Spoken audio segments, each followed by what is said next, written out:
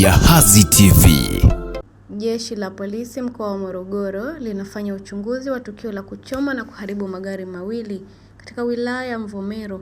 Tukio hilo limetokea Disemba 17, 2025 huko katika kitongoji cha Kilingeni, kijiji cha Lusanga, kata ya Diongonya, tarafa ya Turiani, wilaya ya Mvomero, ambapo gari namba T 214 EJU aina ya Mazda CX-5 na T 350 DCH aina ya Toyota Noah yaliyochoma moto na kuharibika. Na waombolezaji wa msiba ni kwamba magari hayo yalitumika kusafirisha mwili wa marehemu Mwana Hassan Juma Hamis mwenye umri wa miaka 18, mfanyakazi wa kazi za ndani mkazi wa Turiani aliyefariki kwa maradhi jijini Dar es Salaam, kisha kusafirishwa kwenda mkoani Morogoro kwa shughuli za mazishi.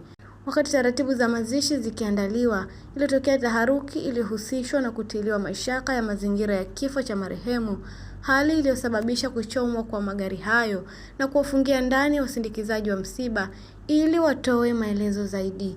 Jeshi la polisi kwa kushirikiana na uongozi wa serikali ya mtaa waliweza kuwaokoa wasindikizaji wa msiba waliofungiwa na kuanzisha uchunguzi wa kina kuhusu mazingira ya kifo hicho, ambapo taarifa kamili itatolewa baadaye. Jeshi la polisi mkoa wa Morogoro linaendelea kuimarisha usalama katika eneo hilo na kuwataka wananchi kuacha utamaduni wa kujichukulia sheria mkononi.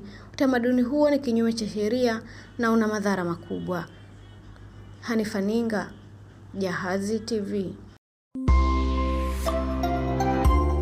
Jahazi TV.